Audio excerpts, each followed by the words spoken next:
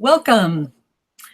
Welcome everyone to our National Kids Meet the Inuit of Labrador live student webcast. Whether it's 1:30 in the afternoon for you folks in Newfoundland and Labrador or 9 a.m.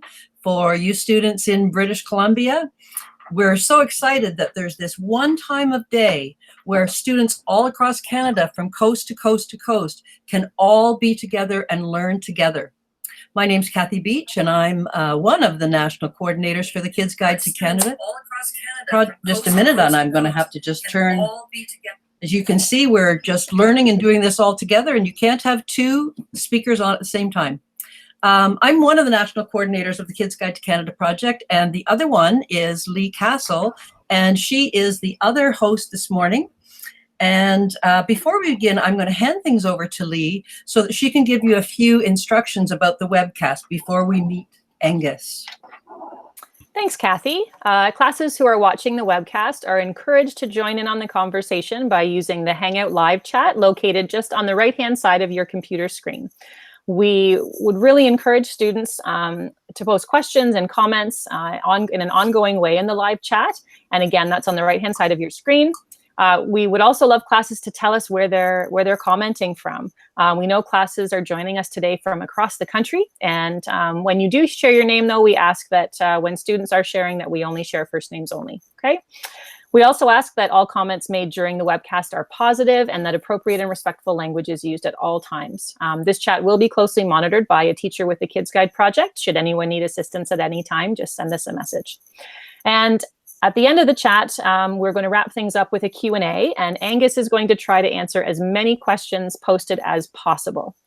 So I believe that's all we need to get started. I will also be tweeting during the chat and watching Twitter. And if you tag us at a Kids Guide, we can respond there. So Kathy, I'll now turn things over to you. All right. It's my huge pleasure and honor to introduce Angus Andersen, who's going to be our special guest and also teacher today. We met Angus through Twitter. He tweets out an Inuit word of the day, and we're always looking for things like that to share with students across Canada.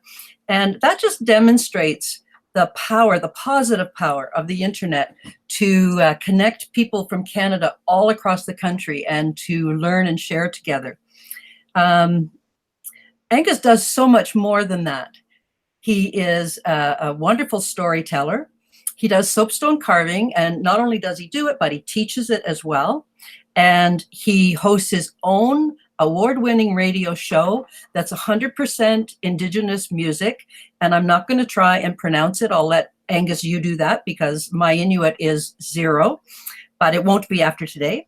And he translates for the local university when they need someone to translate something. And he's very helpful to other Inuit people who move to his current home, which is, he is in St. John's, Newfoundland this morning. And I am not there. Lee and I are both in Ontario, in 2 totally different places in Ontario, but we're not where Angus is. He also has been very active in protesting the Muskrat Falls hydroelectric project on the Churchill River in just south of Happy Valley, Goose Bay, Labrador. And Angus loves to share his culture and his languages, what he's going to do with us today. And I know that some classes have to leave early, so I do want to say to the teachers that Angus is available to talk with your class on an individual level for a small fee. And you can get that connection either through the Digital Human Library, which he's listed as an expert, or when we send out the link to the recording of this webcast, I'll include all of his contact information in that email. And that should come in a day or 2. I have to get the recording edited first. So with all of that, it's our pleasure, Angus, to hand this over to you. I know you have a surprise organized for the kids, and we just can't wait to learn with you. So thank you, and Angus, you're on. Good morning, good afternoon, wherever you are, BC to Newfoundland. My name is Angus Andersen. As they stated, I'm from Inuit Nunatsiavut, which is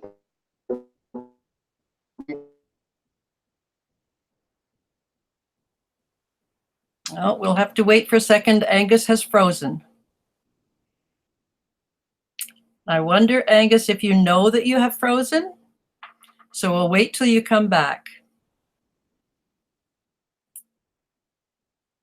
We were just having a small little bit of a problem with this right before the webcast. And as there's more people come online where you are, sometimes that takes some of the bandwidth and causes a problem. But he doesn't usually take so long. Lee, you can turn his camera off as the moderator, and you could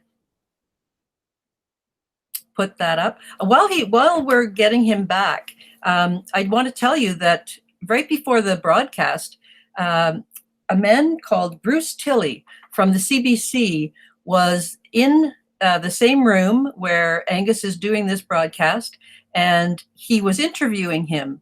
And we asked him if you would be able to see what the,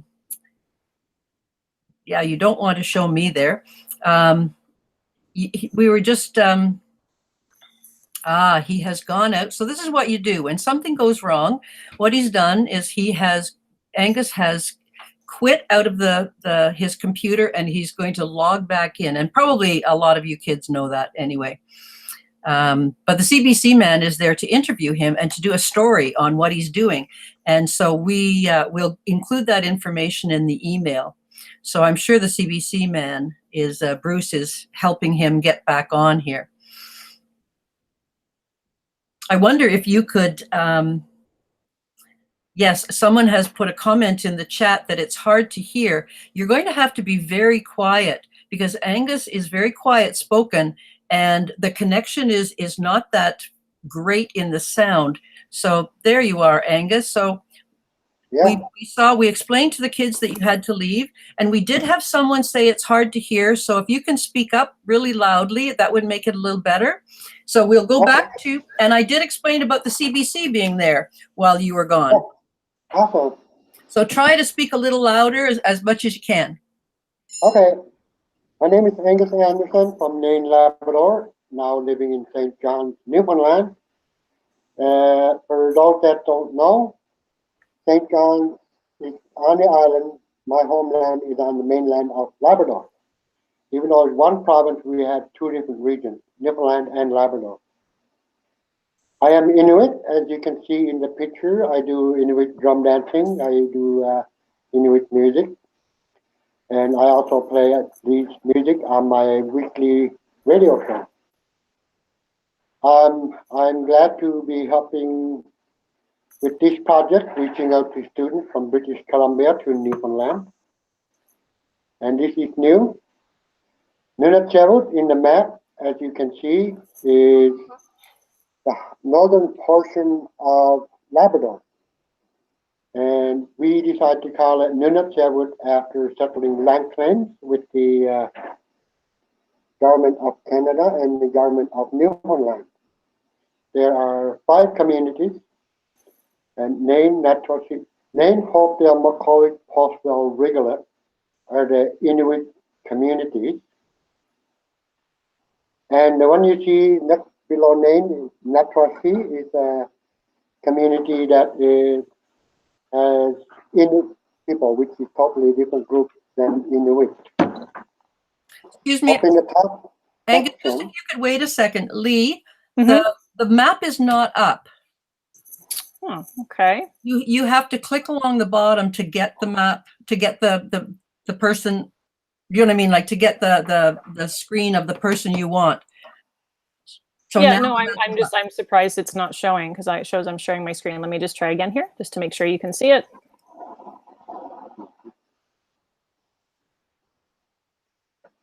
Can you see it now?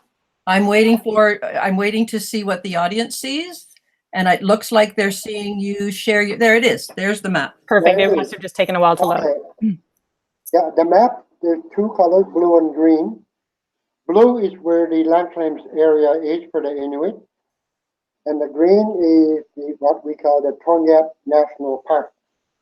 It used to be an area of where we originally lived. My grandparents and their parents were moved south from that area. So we decided to designate that as a national park, so nobody can go mining there or looking for oil or gold. Not saying there isn't any there, but if they want to try, they are not allowed because it is a national park. Labrador Inuit, we have approximately 3,000 people, I believe, an approximate, ranging from south of Rigolet up to Nain. There is a location inside of Rigolet, a town called Happy Valley Goose Bay, where a lot of Inuit also reside, along with Innu and a lot of non-Inuit people that work in Labrador. So the Inuit have been in Labrador for approximately 8,000 years. So that's well on before Europeans and any other people came to that region of Canada. We hunted and we fished. We lived off the land. The Labrador Inuit were coastal people. In the summertime, if we go along the shores, along the coast, we hunt fields, get some Arctic char, duck, whales, walruses. And in the picture, you see some polar bears. The polar bear was our main animal that we used to get for clothing. And the rabbit was for food and clothing. The wolf, same for clothing. In the middle is what we call a willow ptarmigan, or partridge. That changes color in the winter or summer, along with the season. So wintertime, it goes white, like the rabbit, to camouflage. And in the summer, they change color to brown and gray, also to camouflage on the land. So we do still hunt and fish off the land, but more and more now we are dealing with government regulation. And one of the main staples that was taken off our diet, if not in the picture, is caribou. And the caribou was our main staple for food, for clothing, for shelter, and for making tools. We also had them for a lot of knowledge because we followed the caribou inland to their breeding ground. And they would travel miles and miles and miles and all go to one area just to have their babies. And that will be on the barrens on the border of Quebec and Labrador. Angus, excuse me for interrupting. Someone has asked if you could lean closer into your microphone. Okay. I can hear you fine, but I know that there are some classes that are having trouble hearing you. Okay, I'll speak a little louder and a little closer. Hello, BC, Alberta, BC, Alberta, Edmonton, BC, Alberta, Manitoba, Ontario. I'm trying to name all the provinces. Prince Edward Island, New Brunswick, Nova Scotia, Newfoundland, Labrador, that claims region, Nunavut, and Inuvialuit. Okay. Oh, and Yukon Territory. So, I want to touch a little on the language, and if this is our, if you can see it on the screen, is our sound or our alphabet in Inuktitut. And this is what we call the Roman orthography or German orthography that we were taught and introduced to in 1800 by the Moravian Church. But up until 1770s, 1800s, we did not live in communities. So it was the Germans and the missionaries that gave us this writing system so we can learn how to read and write. It's very simple. Up in the top corner, the short vowel is A, E, U. Then there's a long vowel, A, E, U. So there is a little song that goes with this, and the teachers, if you look for it, it's on YouTube, and it's called the Inuktitut alphabet song. the cute little sound. It's like typical ABC sound, but it's only in our language. And I'll try and sing that song for you real quick. And we go down the list on each column from the A to the I to the O. So the sound goes as A, Pa, Ta, Ka, Ra, Ma, Na, Pa, La, Ya, Wa, Ra, Ka, Nga, Tla. Oh, when I go down the list in the song, it only goes down so far, but it's a condensed version of the alphabet. So here goes the little song. Apataka ramana salayavara ipitiki imini siliyiviri uputuku humano sulu yuvuru haujimalik una. That's great. It's a cute little song, very easy to learn, and anybody can learn it. So I use that when I'm teaching my classes one-on-one. So hopefully students from coast to coast catch on to it. Can you just do that again? What I was seeing was that you were going down the list. Like the song goes down each sound. Yes, it goes down the list from the A to the I to the U. So can you do that again so we can watch and see what you're doing? With the song? Yeah. Okay. Okay. I don't need to look at the screen, so We do. yeah. So it goes from the A to the I to the U, and it goes straight down the list instead of next line to next one. So it goes straight down the A, straight down the I, and straight down the U. Okay. That's it. So, Apataka ramana salayavara ipitiki gimini siliyiviri uputuku umanu sulu yuvuru haujimalik unga. What's the last line? The last line is I know the song now, or I know my alphabets now. Yeah. Yeah. Basically, I know now. That's awesome. So can you teach us to say some words? Sure. Well, concentrate with the very simple 5 W's. It won't be all strategic. It's like who, what, when, where, why, and how. So I'll say the word in English, and then I'll say it in Inuktitut. Who is Kina? Who is Kina? What is Hanga? Who, what? When is Nani? Oops, I made a mistake. Who, what, when, where, why? Who is Kina?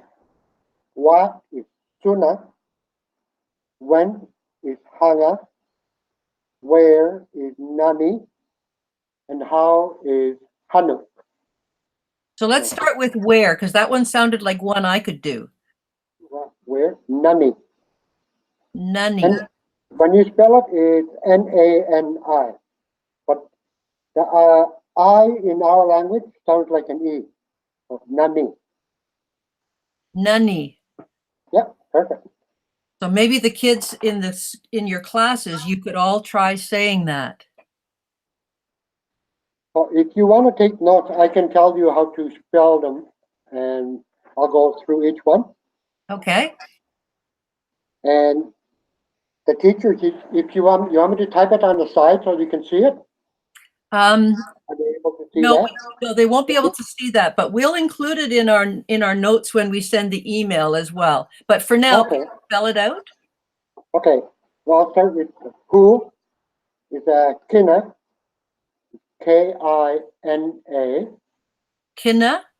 Kina. Kina. Yeah. That's who. Same K as in kin, like next of kin. Kina. Yeah. Kina. What is Suna, Can you spell that? S-U-N-A. Suna. Yeah. Suna. Suna. When is Hanga. Now this one is tricky because In Inuktitut, we have capital K and lowercase k.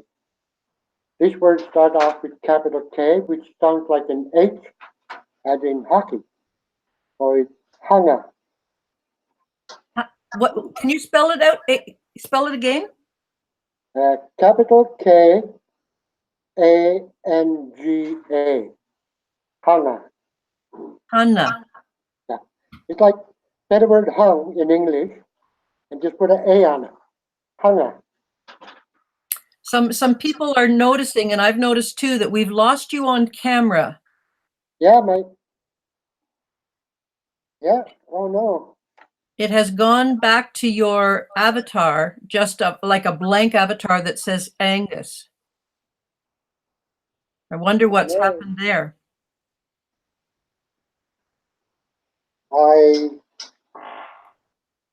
I don't know how to fix that from this end. Maybe we can carry on without just put a picture of me up. Yep. Instead of trying to deal with the technical issue. I'll carry on with as far as who, what, when, right? Now that picture is of me in Ottawa when I was drum dancing at the National Inuit Gathering. Every so many years, Inuit from across Canada gather in Ottawa to perform from the different regions. So now I'm going to carry on. So who, what, when. Now we're going to do where. Where is nani, N-A-N-I, nani. And it sounds like nun, church nun, with an E on it, nani. Who, what, when, where. Why is summa, S-U-M-M-A-T, summa is why. And of course we got to include how. Who, what, when, where, why, how. How is, again with a capital K, Hanuk. Capital K-A-N-U-K. Hanuk. So there we have who, what, when, where, why, and how. I'm busy doing something else. I'm busy talking in the chat in here. We've got a couple of questions that have to do with language, so maybe we can ask that right now. Does your Inuttitut dialect use suffixes and prefixes? How does your language work? Well, it's sort of like French. When I speak a word in my language, I say, let's say, Idluga, translate to my house. But when you translate it, the proper translation is house is mine. So it's sort of like French for those that are studying French or Spanish.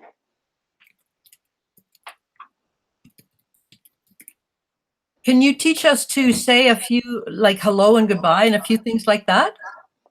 Hello is pretty simple. It's the two letters, A-I, and we say I. You can say that to a friend when you're greeting a friend one-on-one or passing by somebody. Simple I. Like A-I. I.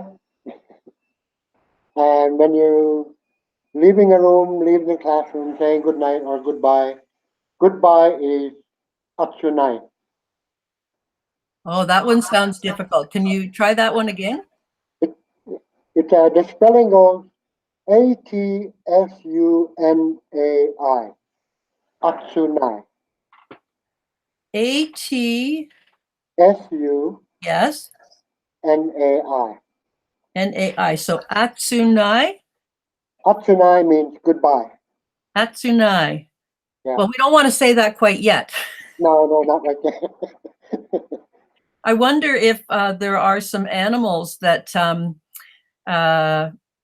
you might tell us the names of, and we were starting to get some questions, but we'll keep the questions till the Q&A after. But I wonder, is there a couple of animals that you can tell us how to say?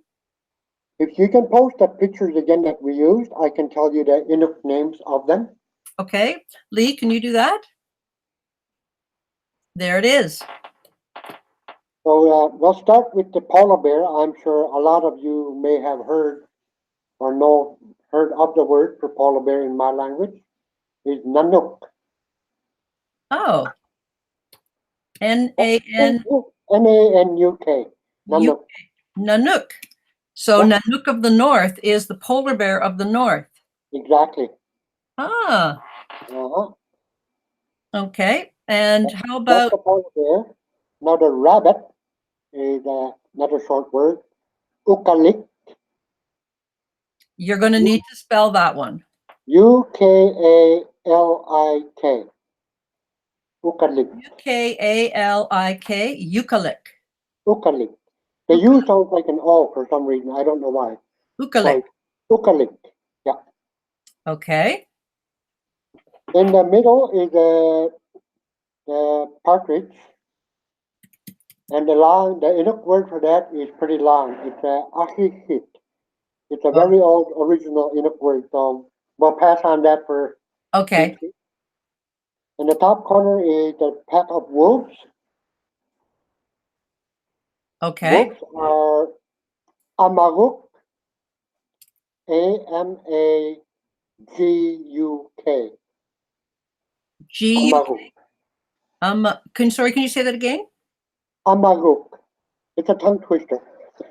Amaguk. It Okay. is G. Amaguk. Amaguk. Yeah, perfect. And, You said it and the perfectly. walrus or Walrus is pretty easy. One single walrus is Ivik.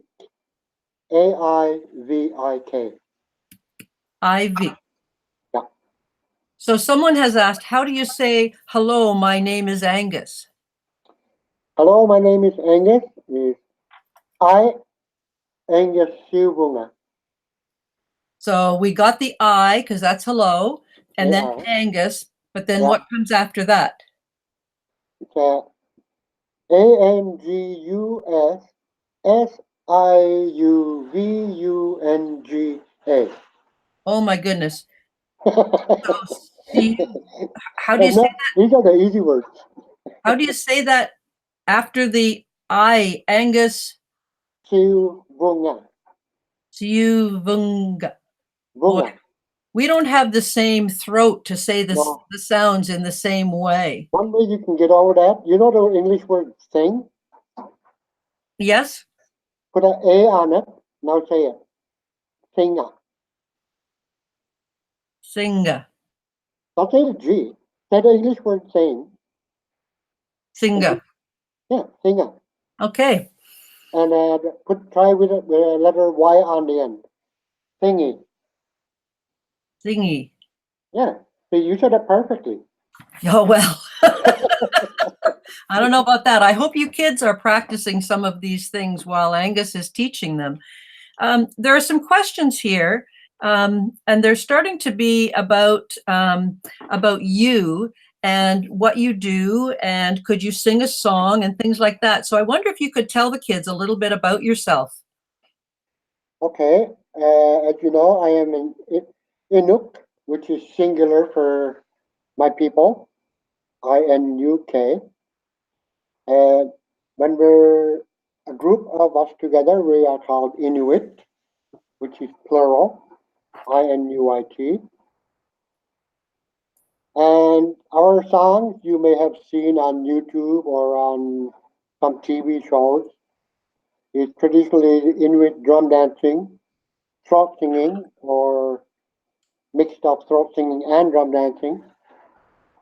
And throat singing is, to me, a way of coming up with stories, passing on stories. But some of them are as old as I said, thousands of years old. Does that answer your music question?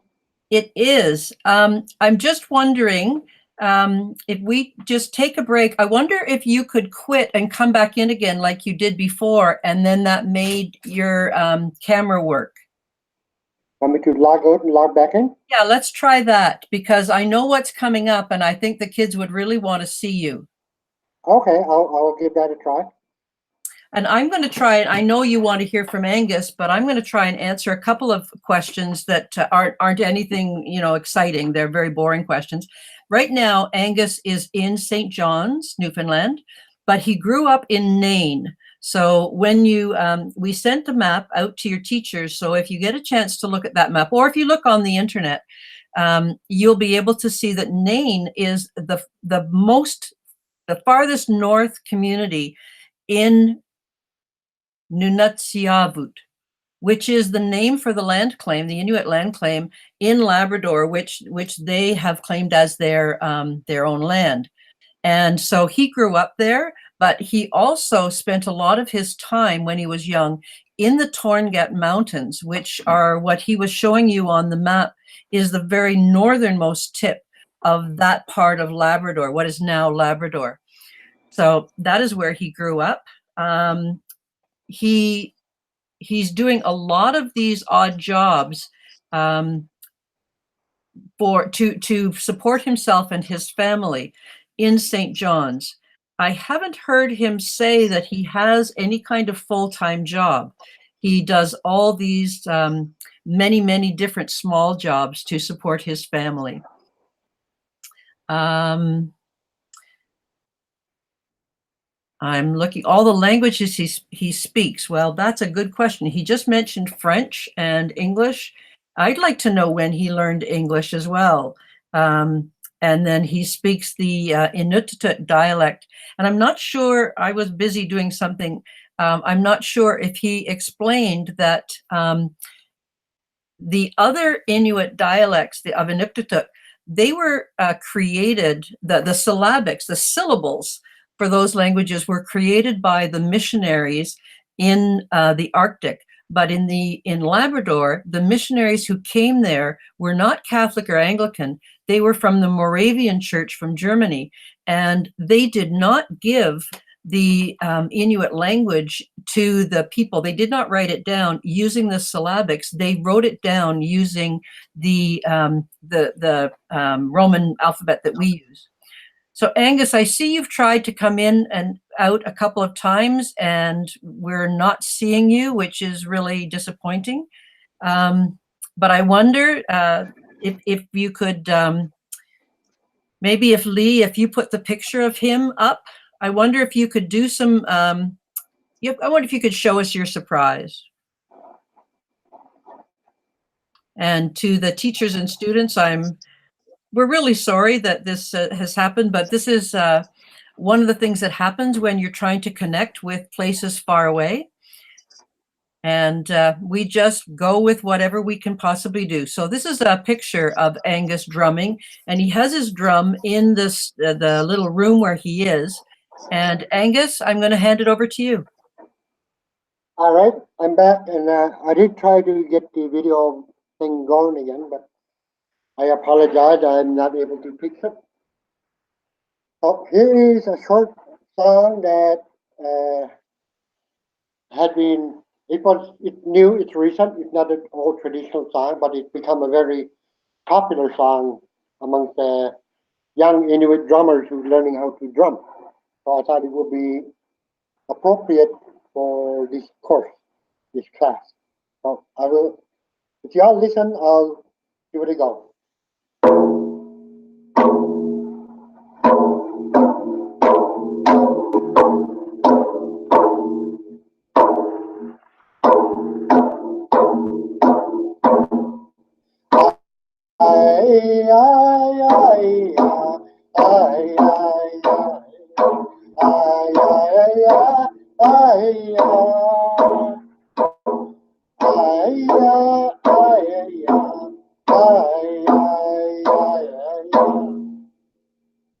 It's a very short tune about trying to get ashore on a very rough day like today on rain, stormy weather. So those words were saying that in the Inuttitut language. These songs, what we call the ayaya songs, are songs that are passed down, even though there's no actual word being spoken. It's like when you hear somebody walking by humming a song they like, You know, if you're familiar with the tune, you will know the words. Ah, So right. it's like you can do everyone can do all kind of the humming. Same concept.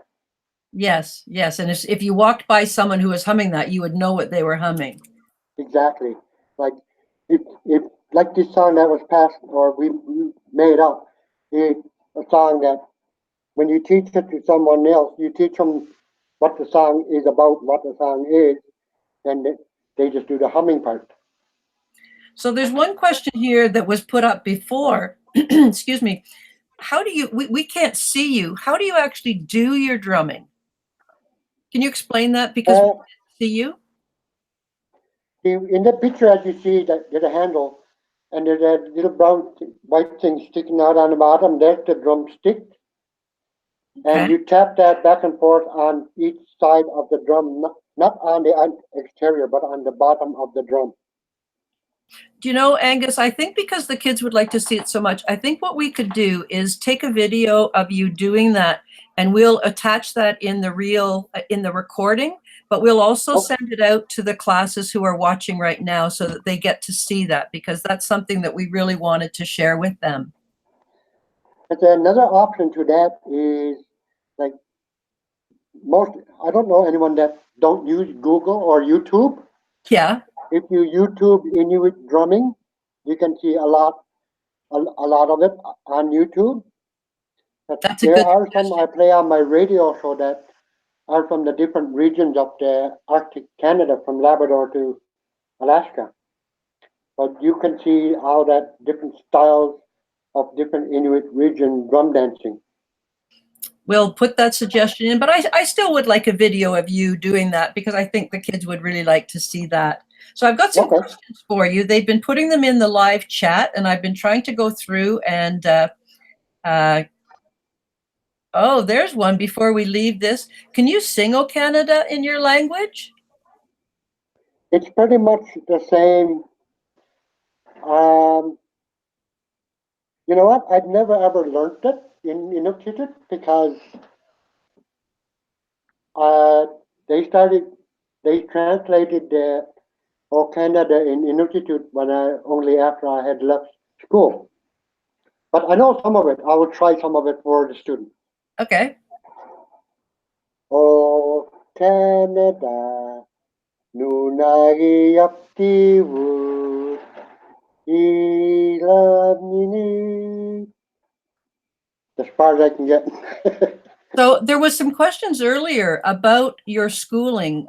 You had told me that you grew up on the land in the Torngat Mountains, but then what did you do for school?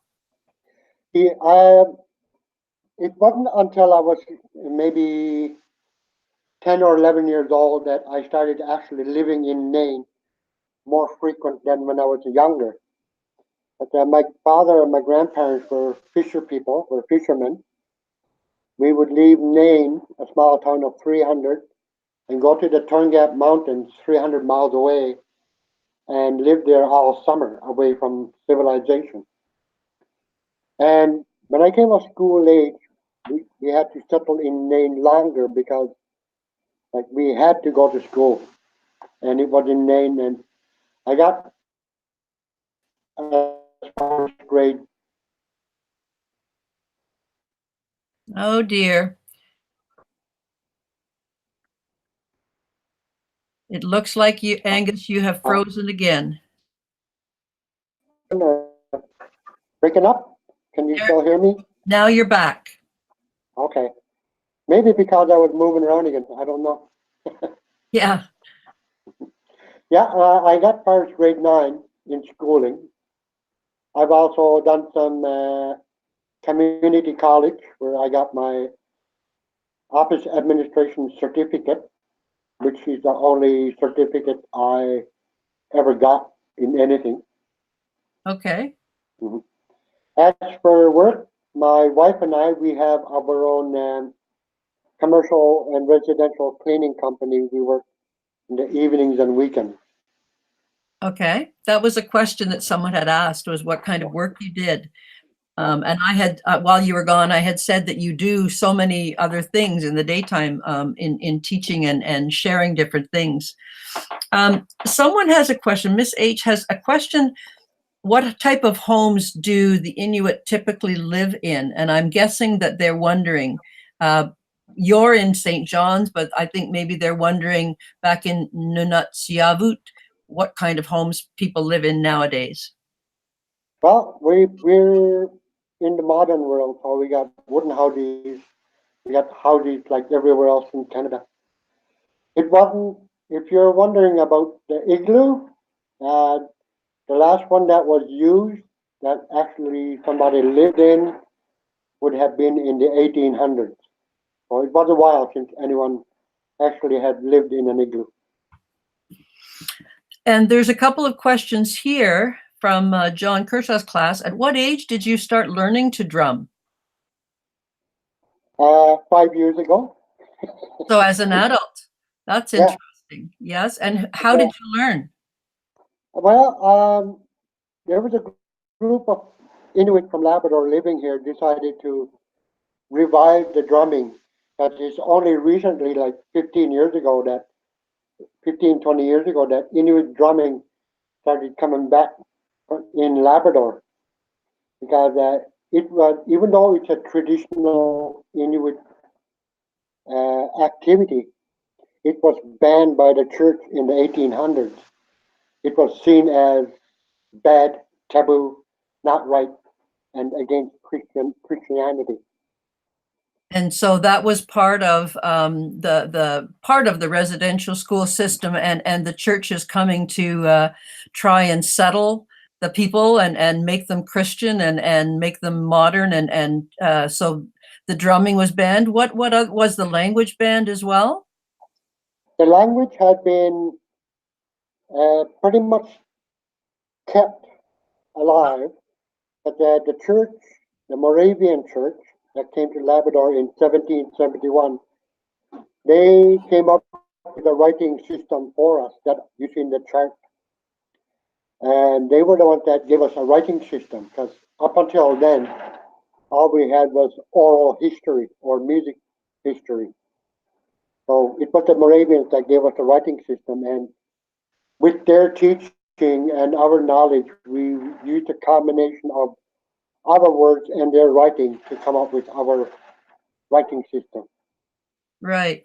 I'm going to change the topic here. There are some questions about hunting that I know some of the kids are really interested in. A couple of questions. One about the transportation used and when you were young and compared to what they use today. And what was your favorite animal to hunt? And what was it like to hunt? Okay, we'll go with when I was a child, which was long, long time ago, back in the 60s. My grandfather still used a dog team, and I used to ride along, and my grandparents were the ones that taught me how to hunt, trap, and live off the land traditionally. So my earlier times, I did actually use dog team for hunting. Wow. But today that is no longer used.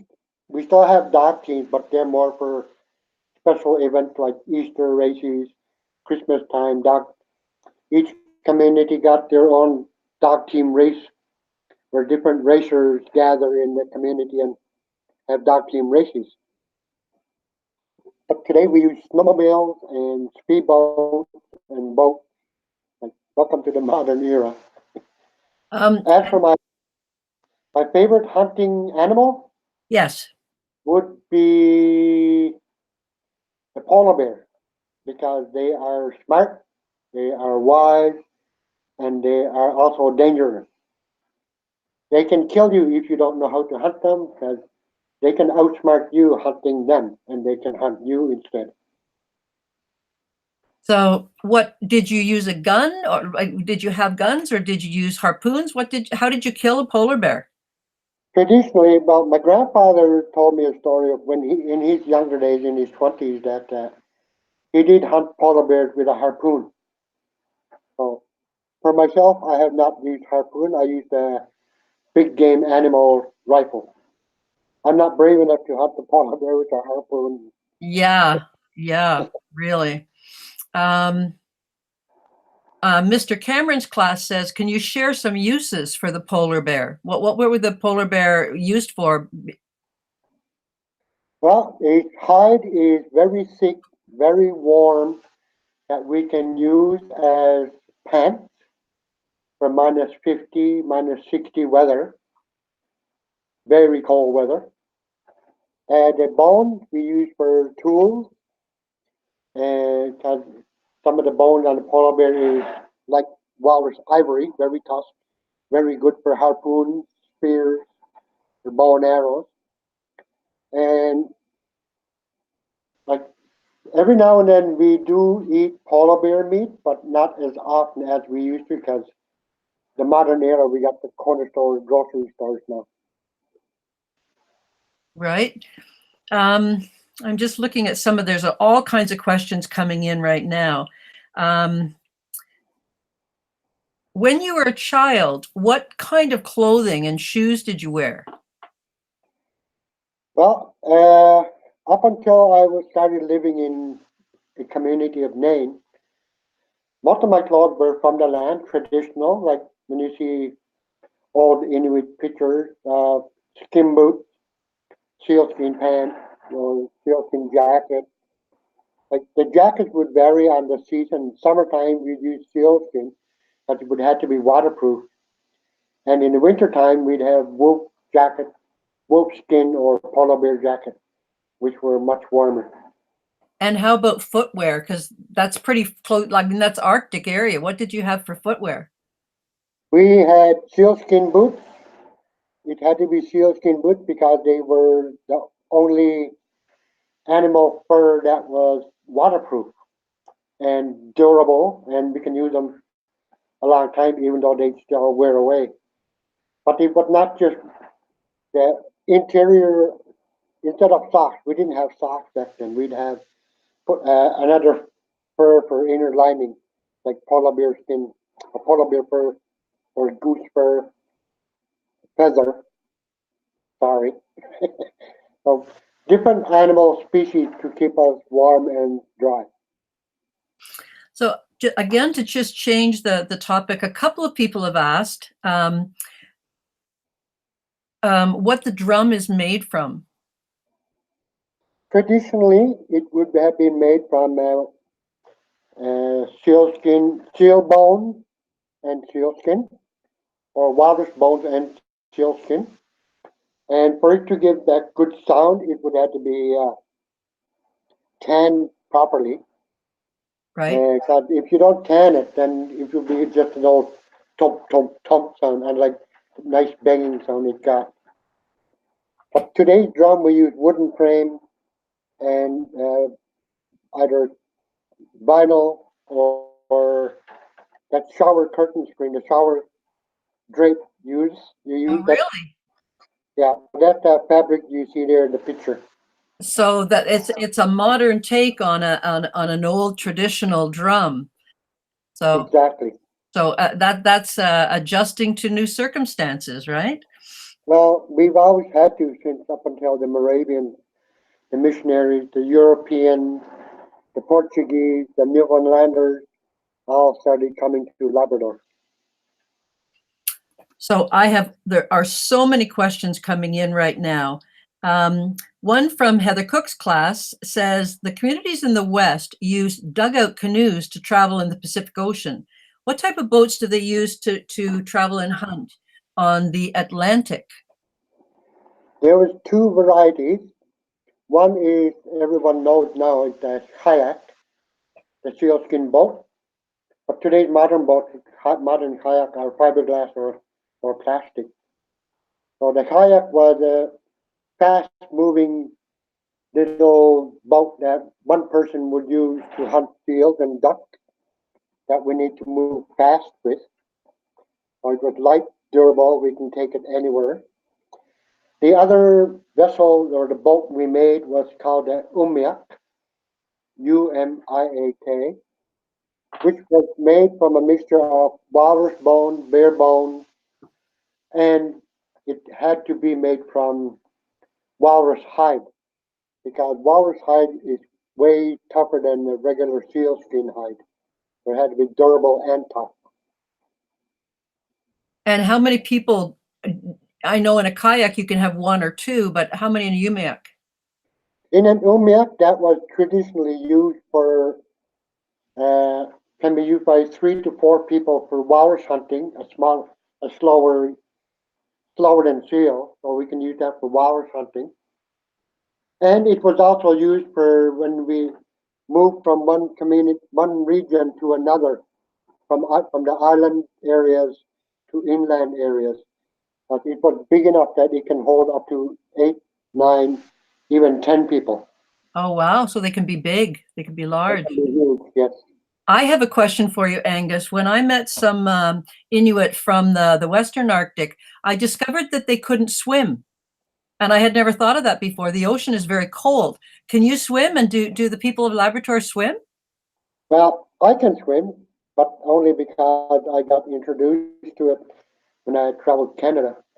But a lot of older Inuit, or traditionally Inuit, were not swimmers because we were wise enough not to fall in. But yeah, we were traditionally not swimming people. Yeah, well, that was a surprise to me. I had never thought of it before, and I'm Well, guessing that the kids will, that the Inuit gave us the kayak, which is right now it is the number one selling personal watercraft. But the Inuit people didn't swim, so that was an interesting thing. There are so many questions here. keep them coming. I will. A number of people have asked, and I meant to make sure that I ask you this. Did you or any of your family go to a residential school? My father did, and my uncles did, my aunts did, but my grandmother stopped me from going after seeing her children go to it and seeing the change in her children. And I can't say I was a spoiled only child, but I was taught a lot about. They tried to pass on the knowledge of hunting, fishing, and trapping to me, as they did to their children. Right. But they stopped and prevented me from going to residential school, which made a difference from. And I seen the transition in this type of schooling in my aunts and uncles and some people actually my age that did go to it. I think we're all very sorry to know about that now. I mean, if that was known at the time in the same way that I mean that known by everyone, I'm sure that we would have tried to have stopped it. But I'm sorry to hear that that happened in your area as well. I don't think some of the people understand that you're living in a city now, but that you lived on the land when you were growing up. So there are questions about when you went to school in Nain. Was it in English or Inuktitut, or when did you learn English? How did that Okay. work? I started going to school regularly when I was 10 and 11. And at that time, Inuktitut was not an option, even in regular schooling, not even residential school. And by the time I was in grade 6 and 7, I started losing my language. And if it was not for my grandmother, who was fluent Inuk, English and Inuktitut, she said to me one day that if you don't speak to me in Inuktitut, don't speak to me. Oh, So well. at age 11 years old, I was losing my language at that time. It was that noticeable that I started to do what I can to get my language back. So what I've learned is from my aunt, my uncles, and elders at the church. And even when I traveled, I learned also from other Inuit elders. So even today, I'm still studying more Inuktitut because there are different Inuit dialects throughout Canada. And I've made a promise to myself that I will never lose my language again, and I want to make it stronger by learning other Inuit dialects. Well, that leads me to one question I've been saving, and I think I have to apologize to all the classes that we can't ask all of the questions that you've been putting in the chat, and there's some wonderful questions, but we're short on time, so I want to ask you one final question. Mrs. Sisson's class asked, if you had 3 wishes, what would they be and why? You have to repeat that, please. If you had 3 wishes, what would they be and why would you wish that?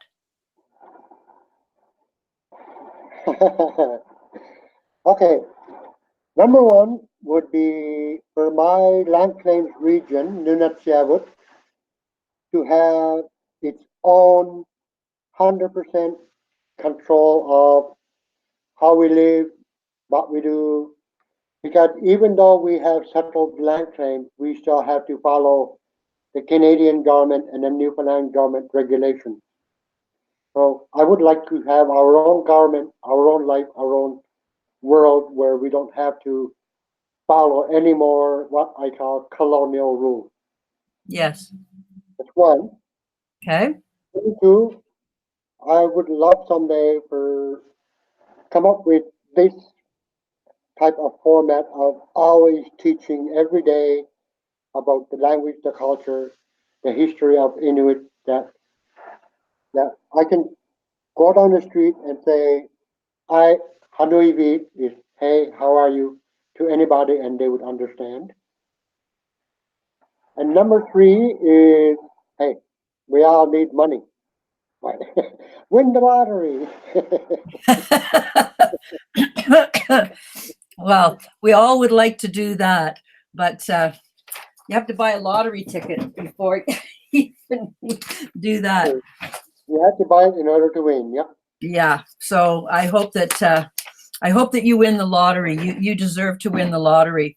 I want to remind the teachers that one of the ways that Angus is supporting his family is by doing this, and he is available for you to talk with the class and answer so many of these questions that have come in here.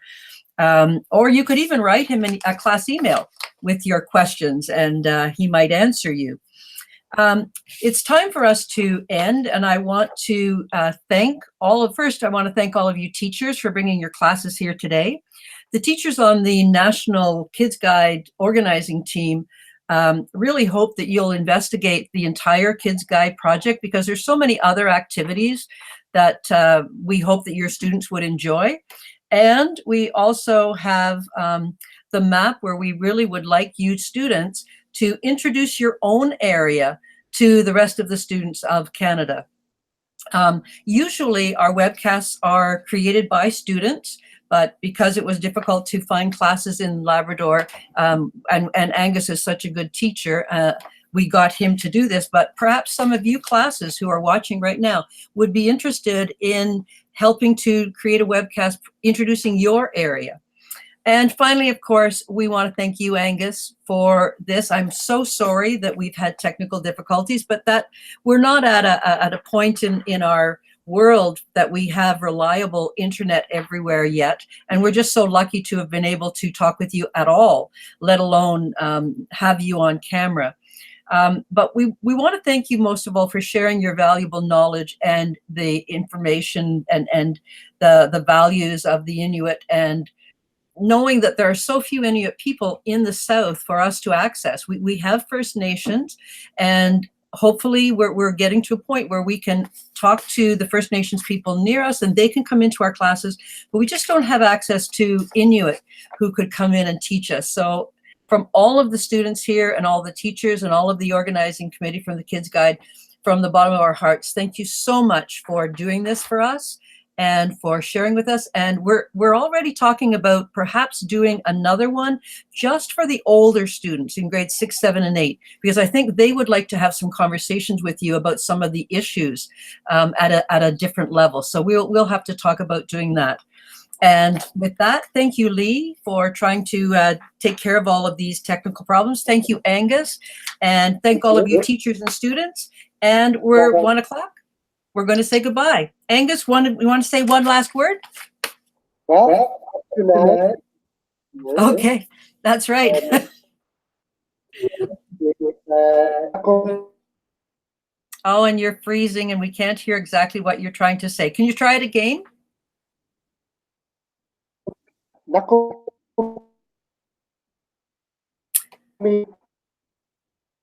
No, it's freezing, but you know what? I am going to stop the broadcast, but Angus, if you would stay there, we will get it so that it's clear and we'll add it into the recording of the live. So teachers, we will send out an email probably tomorrow. I've got to have time to edit this.